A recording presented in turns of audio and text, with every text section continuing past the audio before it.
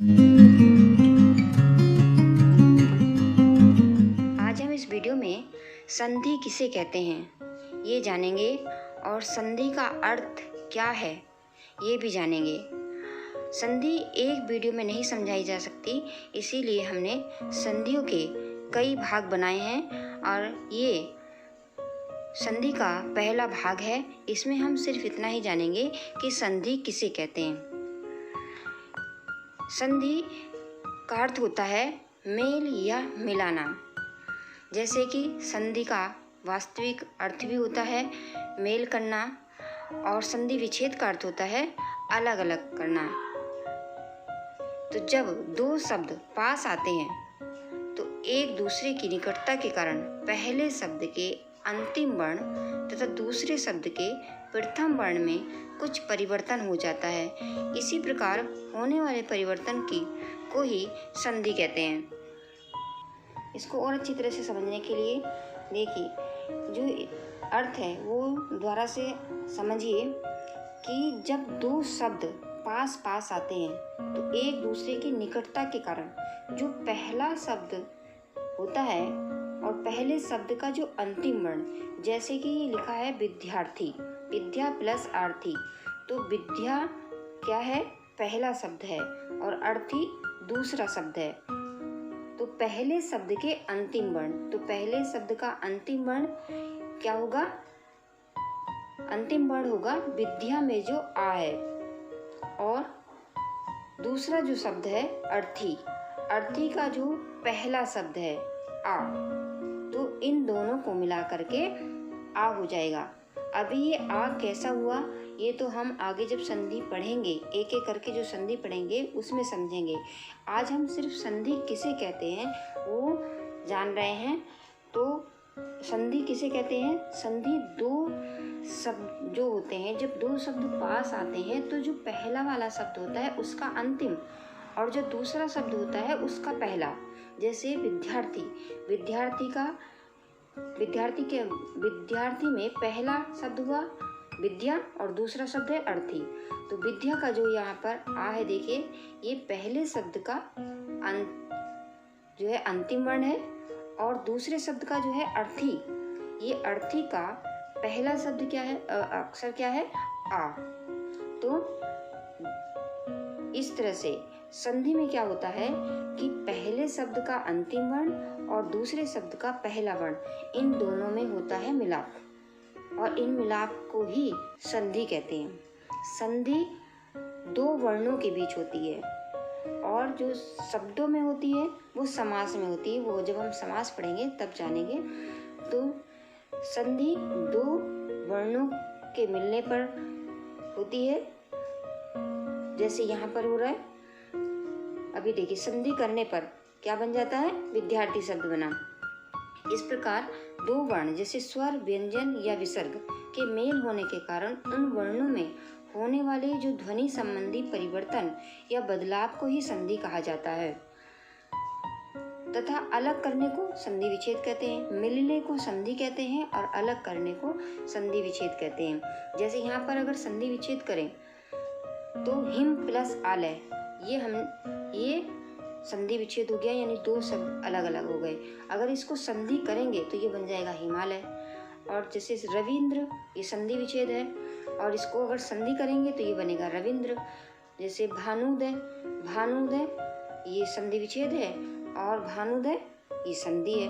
अब ये संधि कैसे कैसे हुई ये तो हम अगले भाग में जानेंगे। आज सिर्फ जान रहे हैं कि संधि किसे कहते हैं। अब जानते हैं संधि के कितने प्रकार होते हैं। इस संधि के प्रकार समझाने के लिए इस तरह से हमने 3 गोले बनाए हैं। संधि 3 प्रकार की होती है। ये 3 गोलों से आपको समझ में आ जाएगा कि गोले हमेशा ये दिमाग में रहेंगे कि 3 गोले थे, तो आपको याद रहेगा कि संधि 3 प्रकार की होती है। तो इनके नाम भी हैं, पहला स्वर संधि, दूसरा व्यंजन संधि, और तीसरा है जो है विसर्ग संधि। जो स्वर संधि होती है वो स्वरों के साथ स्वरों के मेल को स्वर संधि कहते हैं। व्यंजन संधि व्यंजन के साथ व्यंजन के मेल को व्यंजन संधि कहते हैं। विसर्ग संधि, विसर्ग जो ये 2 बिंदु लगे हैं उसी को विसर्ग कहते हैं। विसर्ग के बाद जो स्वर या व्यंजन वर्ण में जो परिवर्तन होता है उसे विसर्ग संधि कहते हैं।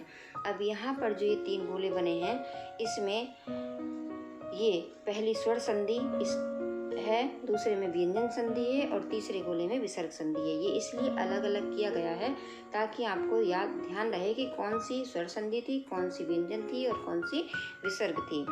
तो जो पहला वाला गोला है, ये बच्चे तो इस गोले में जितनी भी संधियाँ लिखी हैं, ये इसमें 9th वाले और 10th वाले बच्चे जो है पढ़ेंगे इस वाले को। और जो दूसरा वाला है जिसमें फर्स्ट ईयर जो क्लास होती है, ये फर्स्ट ईयर वालों के लिए है हमारे यूपी बोर्ड में। और जो ये तीसरा वाला है, ये तीसरा वाला इंटर के लिए है। और इंटर के बच्चे तो पहले गोले की संधि भी पढ़ेंगे, दूसरे की भी पढ़ेंगे और तीसरे की भी पढ़ेंगे। इसलिए इंटर वालों को ज़्यादा मेहनत करनी है। लेकिन अगर वो बच्चे पहले से ही, जो बच्चे हाई स्कूल में ये पहले वाले गोले की जो है संधि समझ लेंगे, दूसरे वाले की फर्स्ट में समझ लेंगे, तब उन्हें इंटर में इतनी ज़्यादा परेशानी नहीं होगी। लेकिन जो बच्चे ये दीर्घ, यण, गुण, वृद्धि, ये आदि सब कुछ इंटर में सीखने वाले हैं, तो उन्हें थोड़ी मेहनत करनी पड़ेगी। ये अयादी संधि जो है ये भी फर्स्ट ईयर में आती है, फर्स्ट ईयर और इंटर में पढ़ना है। और जो हमारे 9th और 10th के बच्चे हैं वो सिर्फ दीर्घ संधि, यण संधि, गुण संधि और वृद्धि संधि ही पढ़ेंगे। अगर हाँ उन्हें और जानकारी लेनी है, उनके पास टाइम है, तो वो इन संधियों का भी ज्ञान ले सकते हैं। इसमें कोई बुराई नहीं है, उनका ज्ञान ही बढ़ेगा। लेकिन हाँ अपनी परीक्षा के लिए उन्हें दीर्घ, यण, गुण, वृद्धि ही तैयार करनी है। अभी हमने जाना है कि स्वर संधि है, व्यंजन संधि है, विसर्ग संधि है। तो यहाँ पर हमने लिख दिए हैं कि जो स्वर होते हैं वो क्या हैं। ये तो वैसे बच्चे सभी जानते होंगे, लेकिन जो नहीं जानते हैं उसके लिए हमने स्वर लिख दिए हैं कि जब स्वर संधि करेंगे तो हम इन्हीं अक्षरों की स्वर संधि करेंगे। ये और जो व्यंजन है, जो व्यंजन का से लेकर हा तक के अक्षर हैं, तो इनकी संधि होती है जब व्यंजन संधि होती है। जब विसर्ग संधि होती है तो जो बिंदु है विसर्ग, इनकी संधि होती है। इससे बच्चों को क्लियर हो जाएगा कि स्वर क्या होते हैं। और ये व्यंजन जब संधि होगी तो हम व्यंजनों की किस प्रकार करेंगे, और विसर्ग में जो है ये जो दो बिंदु हैं इनको विसर्ग कहते हैं, तो इन विसर्गों की संधि होगी। इन गोलों के अंदर जितनी भी संधियाँ लिखी हुई हैं देखकर लग रहा है कि बहुत भारी होंगी, लेकिन जब हम इनको पढ़ेंगे तो आप ही कहेंगे कि ये तो बहुत ही सरल थी। तो इन संधियों को देख करके, नाम देख करके डरने की ज़रूरत नहीं है। जब हम वीडियो बनाएंगे तो एक एक संधि की बनाएंगे और उसमें बहुत ही सरलता से सिखाया जाएगा कि किस तरह से संधि की जाती है, संधि कैसे होती है, संधि विच्छेद कैसे होता है, किस नियम के तहत होती हैं। बहुत ही आसानी के तरीके से ये सब सिखाया जाएगा। तो ये सब देख करके, नाम देख करके डरने की ज़रूरत नहीं है कि हम कैसे पढ़ेंगे।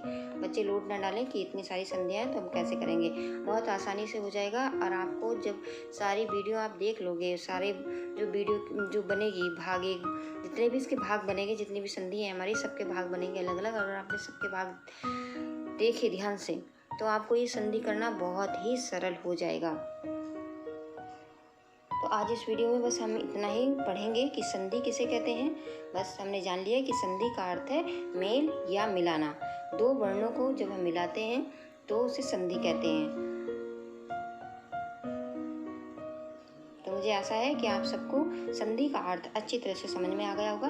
अगर आ गया है तो बच्चों जिन्होंने सब्सक्राइब नहीं किया है वो बच्चे सब्सक्राइब कर लें, और उसका जो घंटी होती है वो घंटी भी जरूर दबा दें, क्योंकि बच्चे कहते रहते हैं कि हमारे पास नोटिफिकेशन नहीं आ रहा है। तो जब तक नहीं आएगा जब तक आप घंटी नहीं दबाओगे। तो अगर आपको संधि सीखनी है और जानना है, अगर आप नए हैं, जो है आपने ही आज ही इस वीडियो को देखा है और आगे संधि सब समझना चाहते हैं, तो चैनल को सब्सक्राइब कर लीजिए और घंटी भी दबा दीजिए, ताकि जो संधि की सारी वीडियो हैं आप देख पाओ और संधि करना आपके लिए हो जाए बिल्कुल सरल। धन्यवाद।